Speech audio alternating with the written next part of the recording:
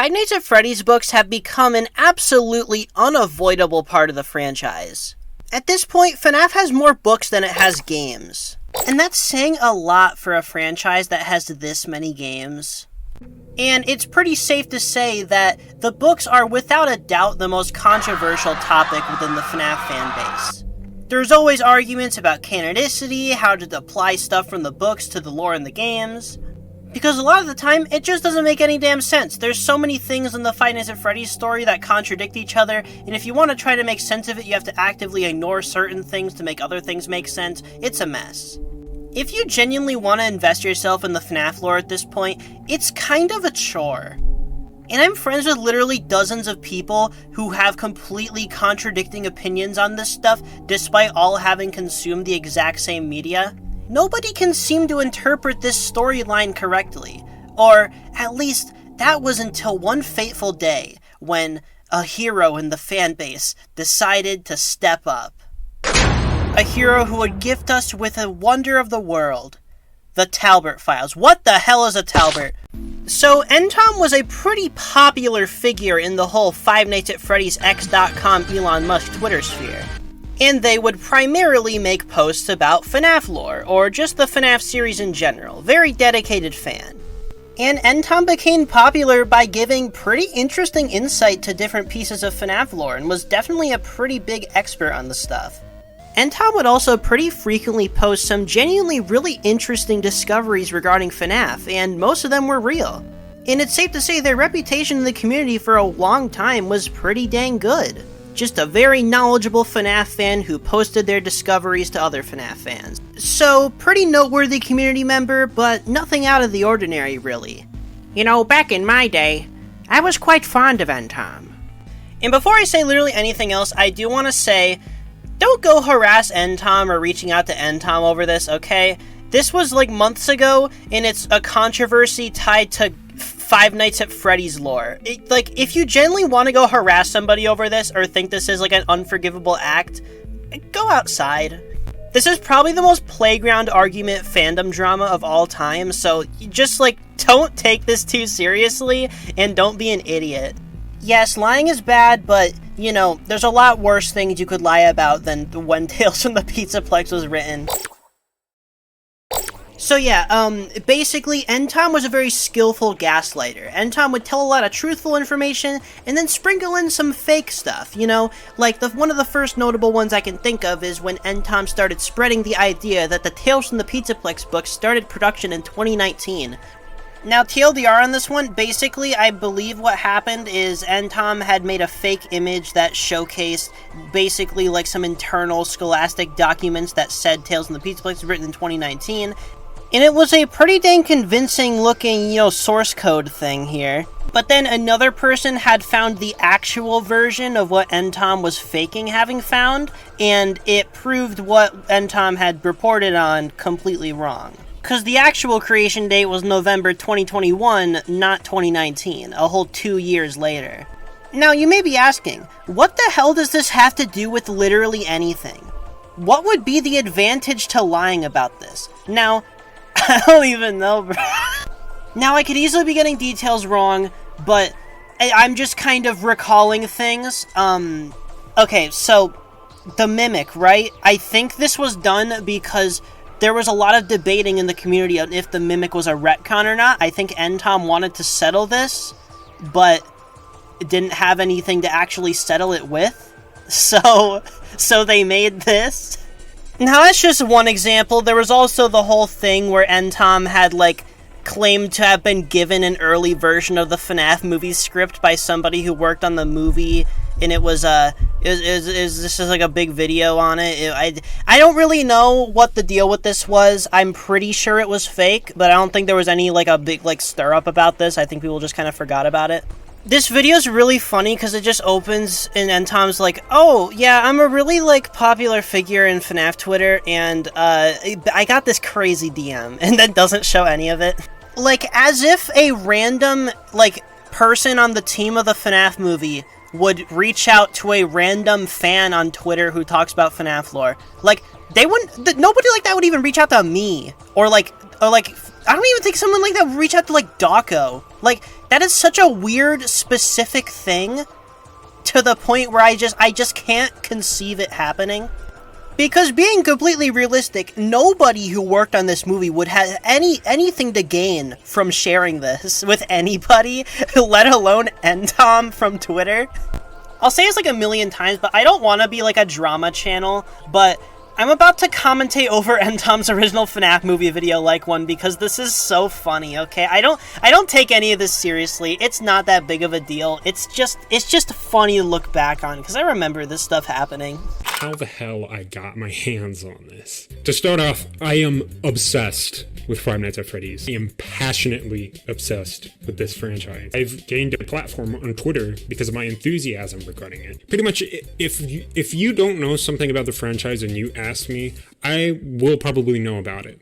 The point is, I've gained this platform that's given me kind of like a pedestal to talk about my thoughts about the fandom, but also been this source of information for people.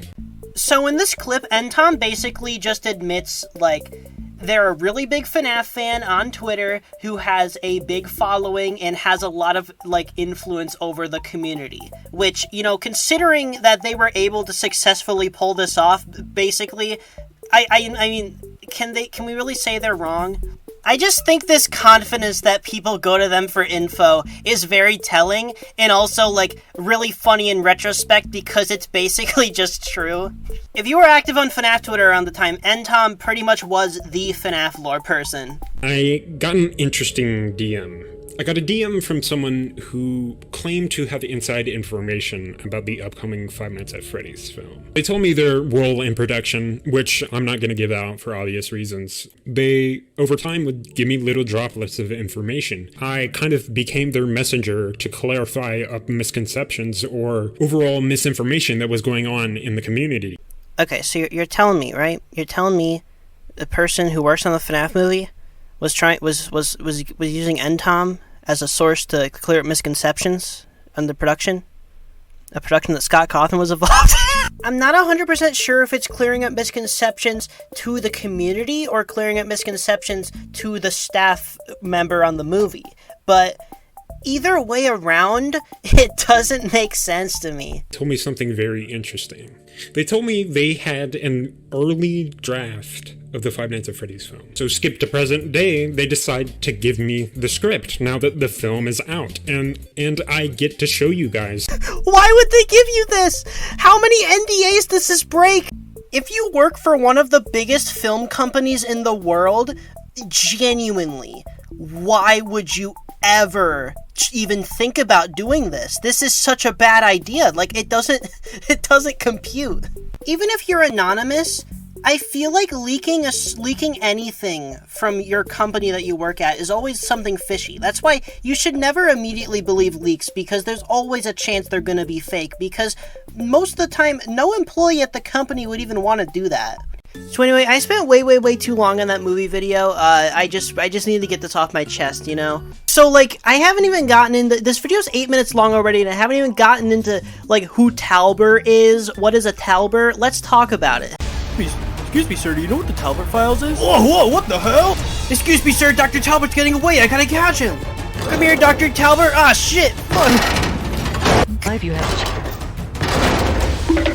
No, the emails with Scott Cawthon were fake. Get back here.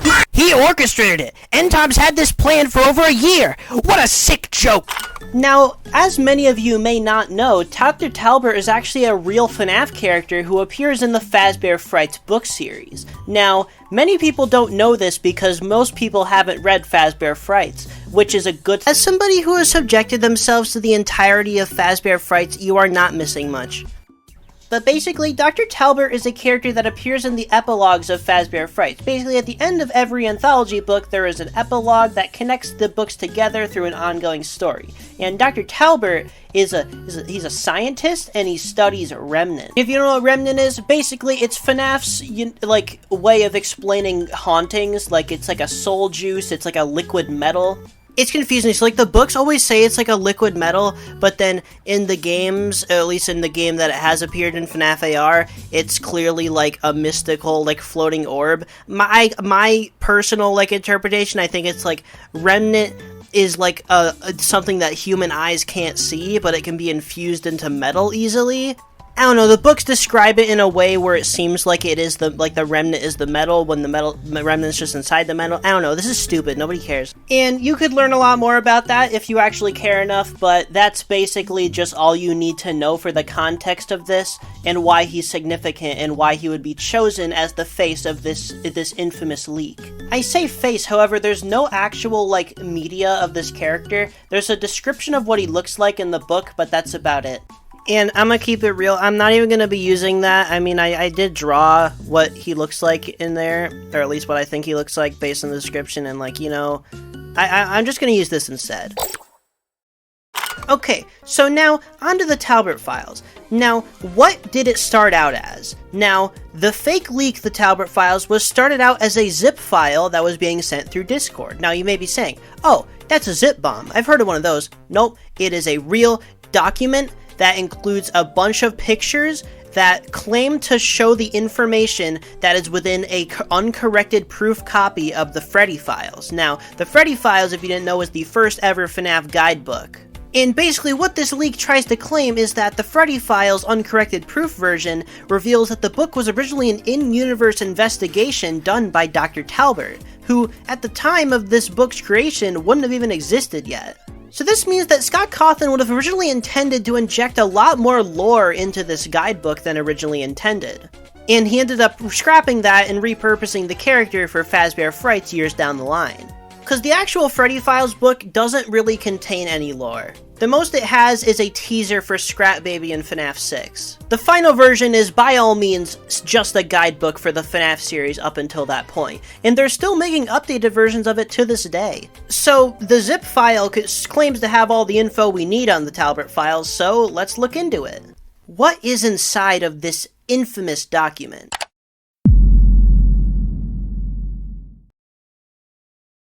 The Talbert files is a spine-tingling 37-page folder full of JFIF files.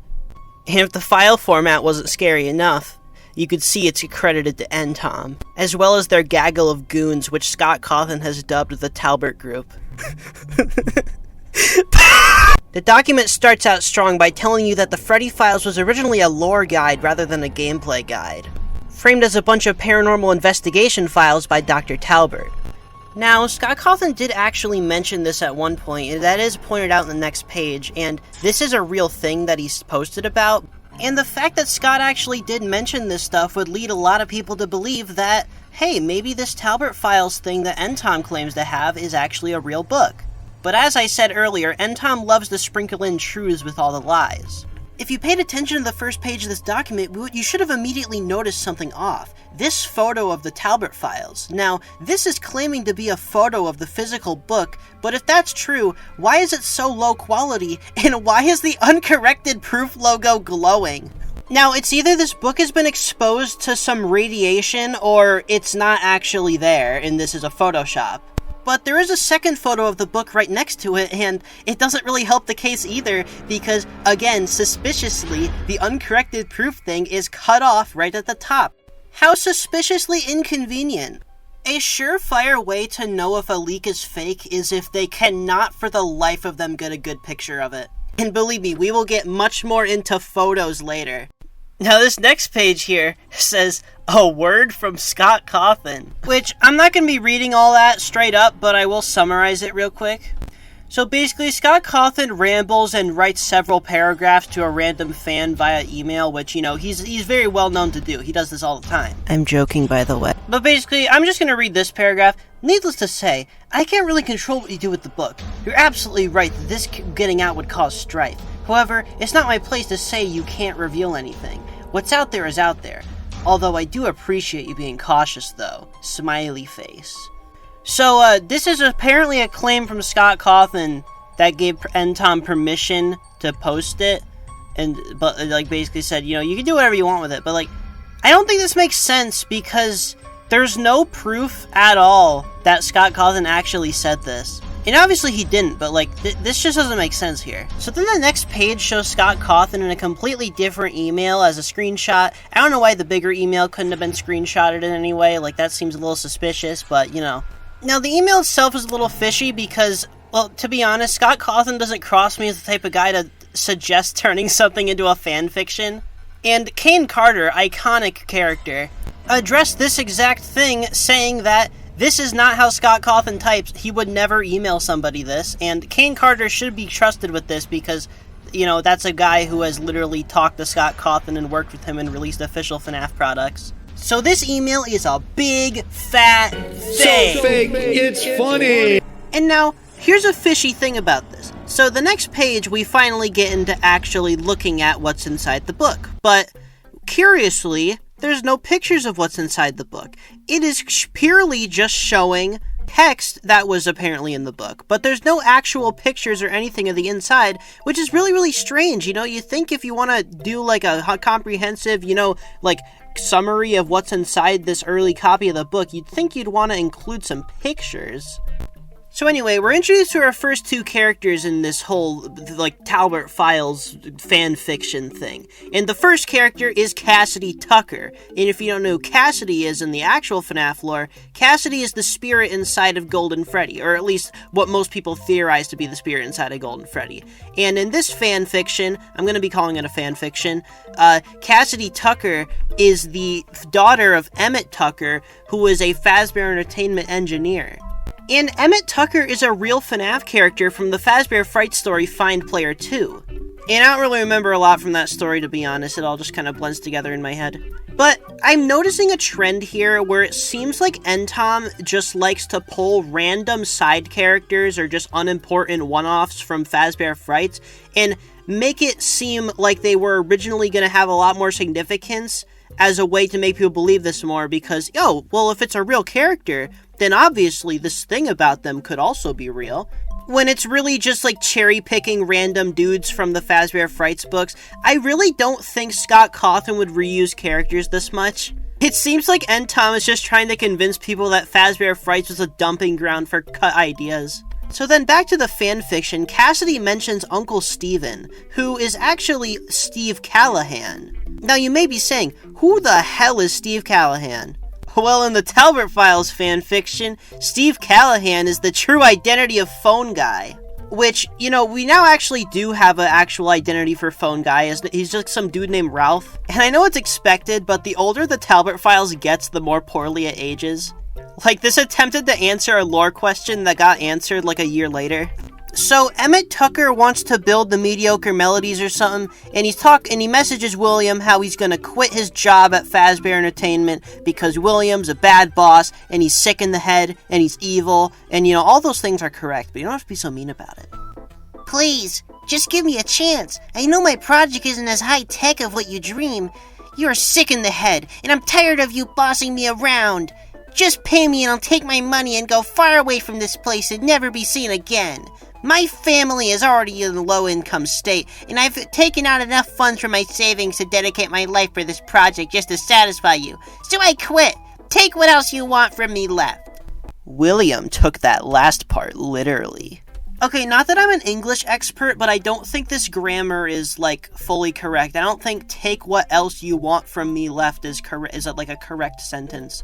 And then again, with the descriptions of the drawings, I just don't understand. Like, why couldn't you just take a picture of this? I mean, I know why now, but it's like, I don't know, this doesn't make sense. Why can't you just take a picture of this page in the book if you want to show this drawing? And then I guess Phone Guy and Michael Afton had some altercation. There's this list of properties under Afton's name, which, you know, this is kind of cool to see. Doxing William Afton and all, pretty cool. Now, here comes the point where I'm not really going to go over every individual thing in the files because, oh my gosh, there's so much here and a lot of it is just literally nothing.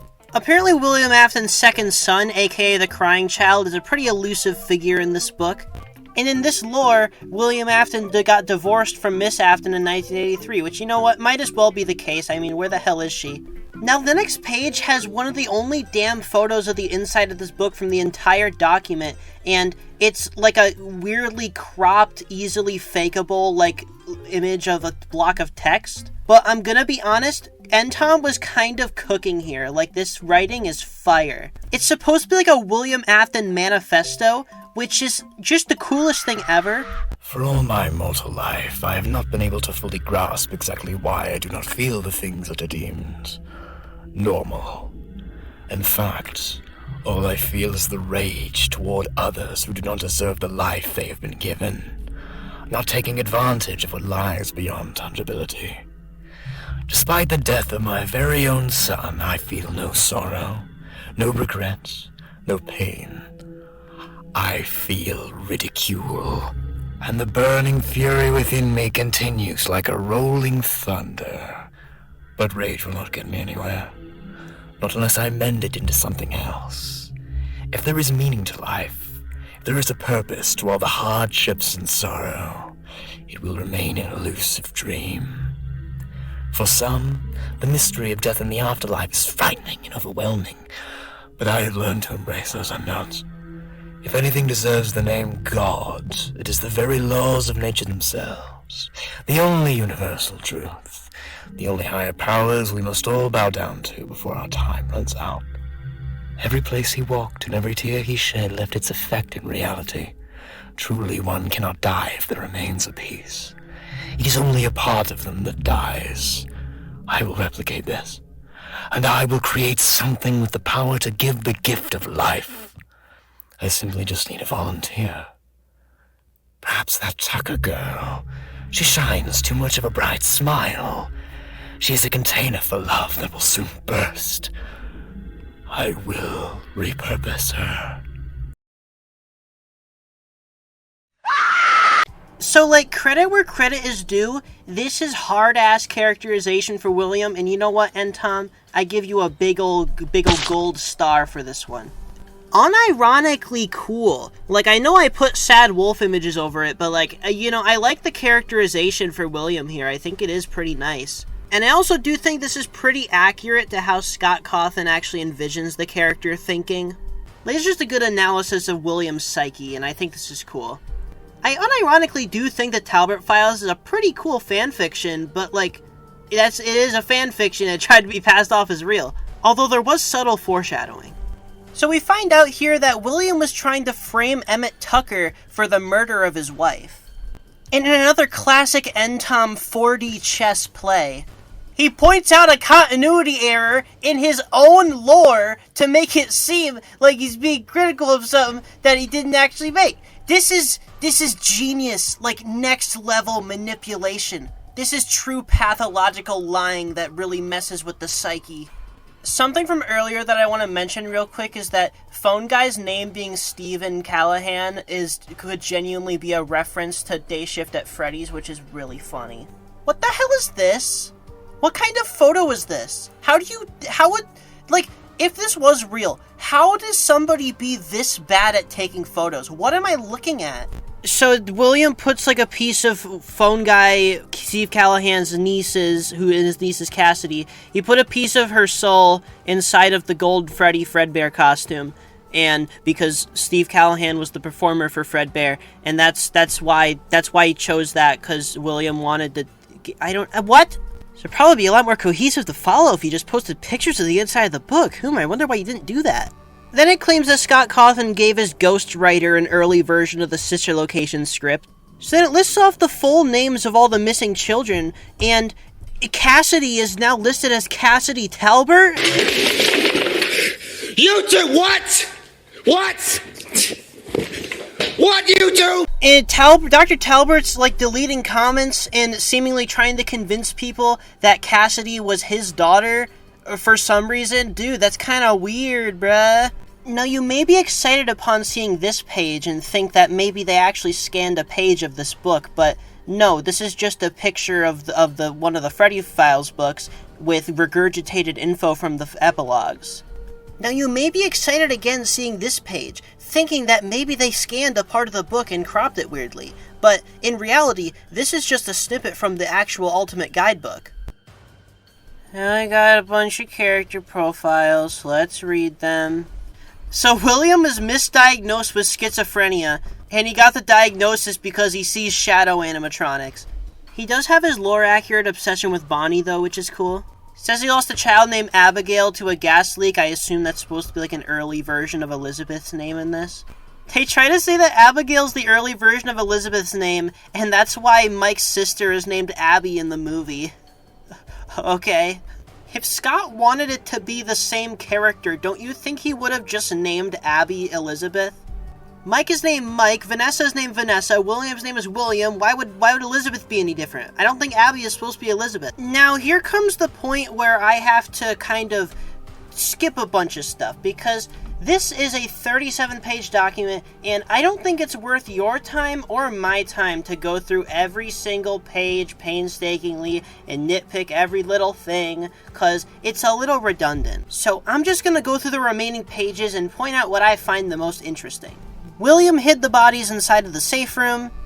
This one is particularly baffling to me because it is like one of the most well-known things about FNAF lore, that the bodies were hidden inside the animatronics. That's like the whole point.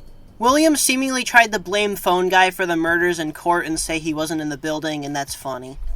But ultimately, it seems like Emmett was the one who was framed for the murders and he was arrested, and that's supposed to tie back to the suspect charge thing in FNAF 1. Although I think the Silver Eyes probably gives a better idea of what happened with the suspect charge thing, because William did get arrested in the novel trilogy. So Talbert's like going along with what William was doing with trying to frame Steve Callahan or Phone Guy, and I don't really know why. Dr. Talbert kind of has like unknown motivations in this whole thing. It generally seems to be pushing off the old fan theory that Phone Guy was the killer, and it seems like the idea here is that Dr. Talbert is like somebody who's trying to spread misinformation in the community. Oh my gosh, wait, I just realized something. The Talbert Files is more like autobiography of an Entom. This is some Captain America Brave New World The Leader stuff. Gonna turn me into Red Hulk, get me mad about the Talbert Files, but that was his intention all along. I'm like consistently baffled at how Entom meticulously planted the seeds slowly to make sure this went as like effectively as possible, and the fact that it worked is even crazier. I think Entom might have won in the end. Entom may no longer be in the community, but I think Entom may have won, and this is probably what Entom wanted. Why else would you plant so much, indirect foreshadowing? Just a random thing that I don't really know where to talk about in this video, but I think it's, definitely something I want to mention, is that Entom had this amazing profile picture drawn by a fan completely for free, and he used it as his profile picture for so long, and then he replaced it with this thing. And, it's not 100%, but, we're all on the same page here, right? We can kind of gather that this might have been AI generated a little bit, at least a little bit. I've never seen a sleeve like this in my life. Why does the top of the sleeve have ridges but the bottom of the sleeve doesn't? I'm not even using this as part of the AI accusation. I'm just I've never seen a jacket like this in my life. What am I looking at? Oh my gosh, is that a scan of the inside of the book? Why is it cropped? I don't understand. If you have the ability to scan the pages, why is the page cropped? Random little detail that's followed up on in another piece of FNAF media to make it feel more believable. Like Talbert going on vacation to Aruba, that's reference to security breach. Don't you hate it when your parents take you somewhere fun then abandon you? They are all like, I guess if I dump little Jeremy off at his favorite pizzeria before I move to Aruba, that makes me a good parent. Talbert is part of the secret team that put Springtrap in Fazbear's Fright. Notice how the member of the Talbert group who wrote this says apparently. This is because they haven't actually seen the book and the book isn't real. The minigames in FNAF 3 aren't symbolic and are actually real arcade machines that were programmed by the Remnant interacting with them. I'm tired, man. So then there's a phone number listed that is the same as Charlie's bracelet code from FNAF 6, and this is another really specific detail that was probably put here to make people think, maybe this is real, because that's an oddly specific detail that nobody remembers. Nobody remembers Charlie's bracelet code. And this Michael Afton was originally going to be the Stitch Wraith, and I'm going to be honest, this is a hard-ass idea, I'll be honest. Entom gets a hold of the Afton family, maybe we should team up, do some good. This is, like, unironically really, really cool ideas. Like, this idea in the Talbert Files of the scrap animatronics being, like, cryptids in the area prior to FNAF 6, and, like, having these, like, things of, like, people, like, what they saw when they sighted them and stuff. That is such a cool idea, and, you know, I can't even blame anybody who wanted this to be canon, because there's a lot of really neat stuff in here. Like, I think this is pretty cool. And then it ends with a bunch of bull crap and this cool art from the scrapped Silverized graphic novels. That's kind of cool.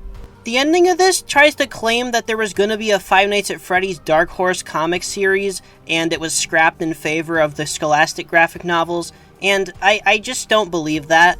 There is a Twitter link here, but the account doesn't exist anymore, so that's not very helpful. This is what being attached to the Talbert Files without consent does to a person. So, this caused mass havoc in the community, to say the least. Everybody was debating. Is the Talbert Files real? Did Entom lie? Is it true? Is Steve Callahan phone guy? Because the Talbert Files being real or not would make or break the FNAF theorizing scene, and Entom knew this damn well. So he dragged it on for as long as possible, very sparingly showing photos of the book, basically refusing to scan it or anything. But then, the impossible happened. Scott Cawthon addressed his fan base. Whoa! Scary thought, oh my gosh. Now let's see what Scott Cawthon has to say. Okay everyone, here my official statement concerning the Talbert Files. As I said elsewhere, I don't know what the Talbert Files is. I haven't looked at it yet. I never said it was fake, though, despite the emails I'm getting, we were talking about 2017, and that's a long time ago. If there's an unpublished version of the Freddy Files like everyone says, then it was obviously rejected. Lots of stuff gets rejected. One thing that everyone needs to keep in mind is a lot of companies that I work with come up with products from time to time that try to fill in gaps of the lore. They essentially create new lore and try to create a product. This happens a lot more than you may realize. Almost every time this happens, however, I step in and say, no, don't create lore. Just focus on established lore. Even a detail as small as S1983 on a t-shirt, I'll say no. Don't include an established date because that confuses the lore. Companies don't realize this. They have good intentions. All of this is to say that yes, it's possible that the Talbert Files is an old version of the Freddy Files, but if it is, it was obviously rejected. Anytime you see an unpublished book or unpublished screenplay or even scrap merchandise designs, you keep in mind that a lot of the ideas get scrapped because they were simply bad ideas. I have enough bad ideas on my own. I don't need help. The other problem is that I've seen emails supposedly by me that were not written by me. I do sometimes reply to emails, rarely. However, the one that I've seen posted on Reddit and the one sent to me privately by members of this Talbert group is a fake. It wasn't written by me, there are too many obvious giveaways. Please don't harass anyone over this. I think there's been a lot of confusion over this obviously, but I don't think anyone has intended to cause problems. Edit. Okay, I've been looking through some of the Talbert Files pages. I couldn't find any downloadable versions, but I watched YouTube videos browsing through it. I can pretty confidently say that the Talbert File is fake, and not an unreleased Freddy Files. It looks completely unfamiliar to me, and not something Scholastic would have put together. It also mentions characters that weren't created until years later. Pretty sure it's fake, folks. So there we have it, right? Definitive proof. Closing the book. It's fake. Entom was a liar. Scott Cawthon just straight up said, yeah, it's probably fake, I didn't make this. Now, this caused a split in the fandom, okay? It was either you were on Entom's side, and you thought that Entom was telling the truth and Scott Cawthon was lying to try and cover up the juicy lore reveals, or you were more reasonable, and you thought that Entom was a big fat liar. I just need to talk about how insane the idea of Scott Cawthon lying about this and throwing like a random fan under the bus just because he can. Okay, he has like admitted to mistakes before and taken accountability and been willing to acknowledge things that get leaked. I don't know why a giant document full of outdated lore from 2017 would even bother him. A lot of the Talbert Files has literally been completely contradicted by later media. Even if it was real, it probably wouldn't matter much anymore, and Scott would probably say that if it was real. But considering the one guy who approves and rejects these things said, "Oh yeah, I've never seen this before, it's a fake," I think it's pretty easy to say it's a fake. The only way for this to make sense is some rogue, time-traveling Scholastic employee would have had to have made it. And we haven't gotten there yet, okay? Maybe Entom's a time traveler, we'll never know. But, I mean, long story short, I don't think Scott Cawthon would gain much from lying, so I guess we'll look at Entom's response real quick. Would Scott lie? I'm not going to answer. I'm going to bring up Scott's past situation and his history of shadiness to show you that this is not something out of the question for him to do so. On December 20th, 2023... Do you genuinely think this specifically is a good example? Updating it. Do you genuinely think this game that I'm showing footage of right now, do you think that this game is finished? Do you think this was intended to release in this current state, unannounced, with like no trailers or anything, just like randomly made public? Do you think that was intentional? Devs directly. While you can argue that they did it quick enough for Scott to not respond, not only is that unlikely, dude, but it's shut straight your up damn wrong. birds up! This has got to be like top 5 YouTube response videos of all time for me. It's just like the birds in the background constantly, they never stop. The fact that every claim he tries to defend himself on is either more misinformation or just clapping back with another unrelated thing. I let things calm down for a few days after I had fully finished the book and decided that I wanted to keep this book hidden from even myself.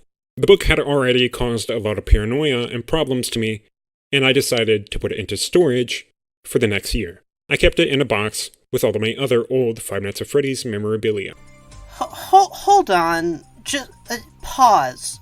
Okay, so you're telling me you have rare one-of-a-kind FNAF book, you're a really big fan, it has a ton of like really interesting history for the series, you read it in a call with your friends once, and now, because it made you a bit stressed out, you are putting it in a box? Like, just like shoved in with a bunch of other stuff? Also, how convenient that the book isn't visible in this image? Huh, wonder why? You speak of this book like opening it's going to give you an ancient curse. It's an uncorrected proof Scholastic book. You find these and these are so common. Started asking people who were mutual servers with server A as to what they could recall from the book. Therefore, a user from server B decided to compile a document based off of secondhand accounts from the people who were in server A. Okay, so Entom's just like the biggest liar ever. He didn't even make the document himself. He had a bunch of people that he lied to and that were convinced it was real make this. Honestly, I feel bad for everybody who was like lied to by somebody who they probably thought that was their like close friend. Like that's a bit shitty, you know? I kind of gathered earlier that the other people involved in the document besides Entom had no idea what actually the book looked like, and they were just recalling stuff because that was how it was phrased. And yeah, this kind of just assures that. This book never existed. All the information is sourced from this guy's mouth. In his own fan fiction. During this time, however, Could you not, there like, was record in ongoing another drama room within or the fun something? groups There was that a I will not bird get and it's, into, like, crying for and your head. for the next few months, we all agreed to keep this private, as if it got out, it would be quite catastrophic for the theorizing community. The story here really just seems like Entom told his friends a bunch of lies, they believed him, and then they took the lies as real and made a document about him. Then Entom realized he had created a weapon, and he just rolled with it. This is actually the weapon that can tear apart the FNAF community with your bare hands. Sadly, the FNAF community is like a hydra and it keeps growing new heads. Contradicting current lore. What also doesn't make sense is the fact that Scott and I had known that this would be kept under wraps, knowing that people would take it as canon and use it for theories. Not only does this make no sense to fake, but it doesn't benefit anyone whatsoever. And yet it happened anyway. Well, there you go. It didn't make sense to do it, so that means it didn't happen. So he defends a lot of his points in this video, and, you know, his defenses maybe would have a bit more merit if he doesn't show the book. He pulls out the book and it looks like it's been through, like, the war. How did it end up like this? I can't imagine this happening on accident. It had to have been intentionally made like this. Because genuinely, How does sitting in a box untouched for a while make it look like that? The copy of the Freddy files I'm using in this video was in a stuffed drawer for 2 years, and it looks perfectly fine. Entom goes over so many times in this video how it doesn't make sense for him to have printed the book during the month-long gap between the controversy and this video releasing. But I don't know, it's a little suspicious. Takes like 2 minutes to pick up a book and flip through the pages and take a video. And he just like painstakingly makes up like the craziest reasons for why he's terrible at taking photos. And it's like, maybe you just didn't want to take photos because it wasn't real. I don't know. Like, it makes way more sense to just say that it's fake because none of Entom's answers are adding up. I didn't show many images of the book itself at first, and B, why it took so long for me to make the video and post images of the book a whole month later. Times that I do document stuff, they are not the best photos. For instance, the radioactive photograph of the book, when I live read the Tales books a couple months early, I had taken very few photos of the books themselves. Pause. Just pause, okay? Can we be real for a second? Can we be real for a second and say that maybe the pink somnophobia in the Target bag isn't real? Okay, it would be one thing if you said you got the Tales books early, because lots of people get FNAF books early. That's not that big of a deal. That's pretty expected. That's normal. And you read them and they're right. I believe you. I believe that you got some FNAF books early. What I don't believe is that you found pink somnophobia. Why was this thrown in here? Your story was so close to being believable, but you just had to make people think you had a random variant cover that never existed. And I listened, I really tried to hear him out here. I don't think a single explanation to why he's so bad at taking photos made sense. This video gave me such a headache listening to it because the birds wouldn't shut up. I'm freaking out over these birds. But anyway, he says that it was because his lens was foggy and used the Snapchat filter, and that's what made it look like this. And then he says it's sitting in the drawer somehow shaved off the entire top of the book. I think I've rambled about this for long enough. This video is already 10 minutes longer than I expected it to be. I have infinite amount of things to say about this whole ordeal, and none of it gets me anywhere. Throughout this whole video, I went on an adventure, revisiting the TALBERT files and learning all about it, and now that I'm out of this, and I did revisit everything, and I got a fresh view of mine, you know, I did make this video up as I went along, so that's why maybe some things at the beginning of the video don't line up with my thoughts at the end of the video, but, you know, overall, my thoughts on the TALBERT files, it doesn't make sense. There's no winning, and there's no sense in taking this whole situation seriously. There's no sense in it, okay? Nobody wins, okay? Nobody wins except for Entom, because Entom got to leave the FNAF community. I kid, I love the FNAF community. Well, maybe like half of it. The other half, not so much. I don't actually know what that means. I don't know how to divide the halves of the FNAF community, but you get the idea. But yeah, this is a cautionary tale. I don't even know what you have to be cautious about, though, to be honest. Honestly, maybe just run. Maybe just start running. That might help.